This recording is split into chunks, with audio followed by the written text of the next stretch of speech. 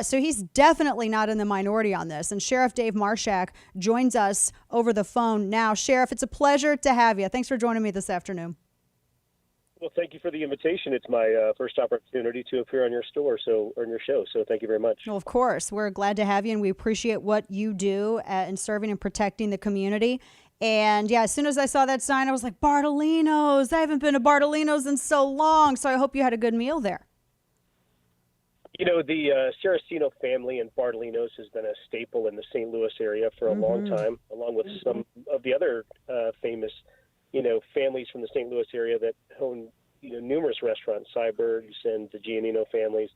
And they're all going through the same situation right now. Is my little way of showing support. I've been visiting those restaurants for decades now. Yeah. And as you shared, there's a lot of different issues with somebody limiting the availability for patrons these days. Yeah. And I like what you had to say as well, because you said, it's okay to believe in freedom. This is what you tweeted on November 19th. It's okay to believe in freedom and the Constitution and to have a balance of liberty and an understanding of economic security. And you added, since heads might be exploding right now, I'll add that it's also okay to challenge leadership, whether it's a county sheriff or a county executive, and then hashtag it's okay.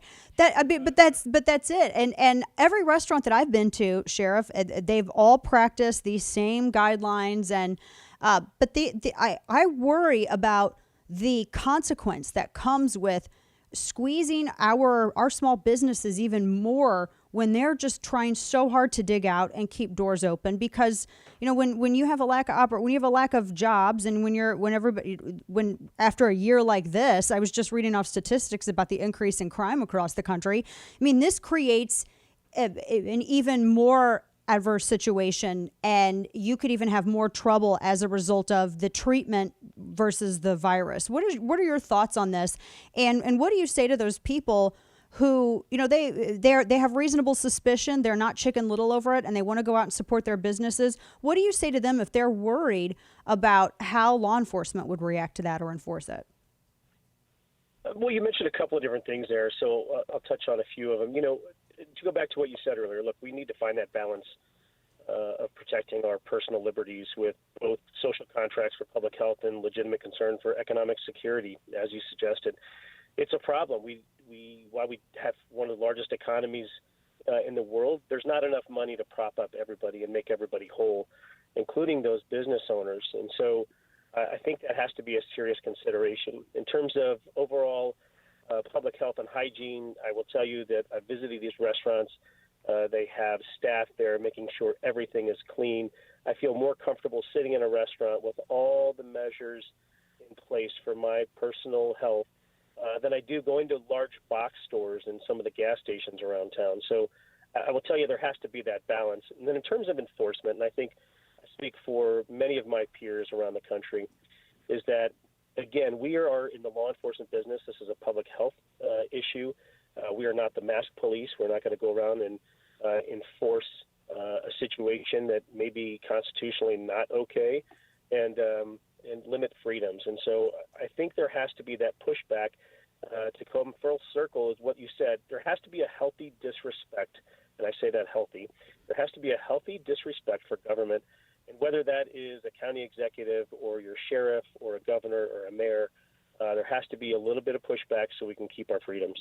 Yeah, my parents, we're talking with Sheriff Dave Marshak of Jefferson County, Missouri, county I was born and raised in, and my parents still are in Jefferson County. And my mom works in St. Louis County, and she says it's just incredibly different. Just the way it feels if you're out and about, if there's something that you have to do, if you have to go to the pharmacy or something of that nature, because those two counties, and we were playing the St. Louis County executive's audio soundbite there, but the lockdowns, I mean, we've heard from Dr. Fauci, we've heard from CDC, who's even said that lockdowns can't be just like the only thing that people do as a way to control this. But yet there are a lot of localities that I don't know. Is it because this is such an unpredictable virus and they don't really know what else to tell people? Is this just like giving the appearance of trying to be, kind of proactive or responsive to it? Because there are a lot of medical professionals that are out there saying you can't really use this as the sole way. And that kind of seems like the sole way, to hear the way Sam Page discusses it, to control this. What do you think? Well, so a couple of different things. Number one, I don't know if anybody really knows because we've seen it change so many times. We've seen the recommendations change so many times. I've got a couple of doctors in the family, and the way they describe it to me is there's a couple of different models. And, some of them are choosing to follow Model 1 as opposed to Model 3. And so I think there's a lot of ambiguity in terms of what's been learned thus far in terms of transmission. And because of that, I don't know that we'll ever find common ground in terms of how to approach it.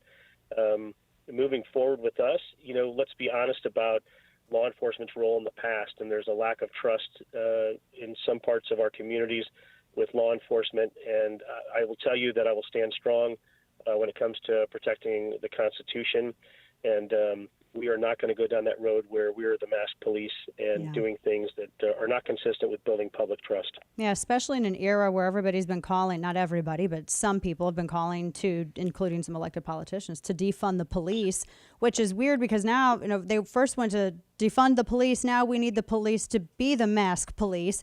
That's not really what was, for what I understand. I don't think that people go and enter the force and do the training and wear the badge so that they can go around and basically it's like, a deputized Karen. I mean, that's not what y'all do. Dana, that's brilliant because, look, that's the fact. And, it's the most liberal politicians that spew that nonsense about defunding the police. And now they're the same ones suggesting that we would go out and enforce their unconstitutional policies. So, I think I couldn't have said it better myself. I don't see that happening. And again, our role is to build community trust, enforce the Constitution. We were sworn to uphold it, and we'll do that. So, and we're talking with Sheriff Dave Marshak of Jefferson County, Missouri, and they've had Missouri. It's interesting, my home state, that different counties all the different counties are approaching this differently, and it can be a little tricky for someone if you live in one county, you work in another county. Last question for you, Sheriff, and we appreciate what you do in your time today. What do you tell families out there that they see these these suggestions from the CDC, and then they hear remarks like, for the ones that we played from Sam Page at the start of this segment, the St. Louis County executive, and they're wondering, well, should we have Thanksgiving with the grandparents this year, or what, should we just stay home and just turn off our lights and stay in our house? Like, what do you tell those people who are just bombarded by all of this stuff, and they just want to try to have one good thing happen this year and maybe see some people that they haven't been able to see? Like my parents, I'm going to see my parents, my kids are going to see them for the first time in a year. What would you tell those folks?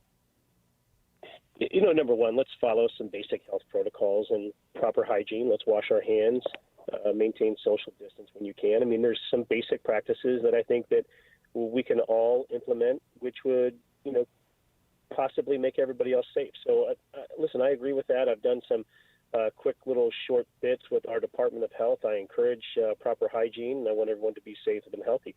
At the same time, I'm going to make the choices that work out for me and my family, and I encourage everybody else to do the same. And we are not going door to door. We're not going to investigate how many people are at a family gathering. That's not our role or responsibility in law enforcement. And so I would just encourage everybody to make their own decisions to maintain their own health and do what they think's right. There you go. Amen to that. Sheriff Dave Marshak, boy, are we grateful for you. I know my parents are big fans, so we appreciate all you do to protect and serve. And have a happy Thanksgiving, Sheriff. Yeah, have a happy Thanksgiving, and to you and your entire staff, thank you very much. Of course. Thank you so much. God bless.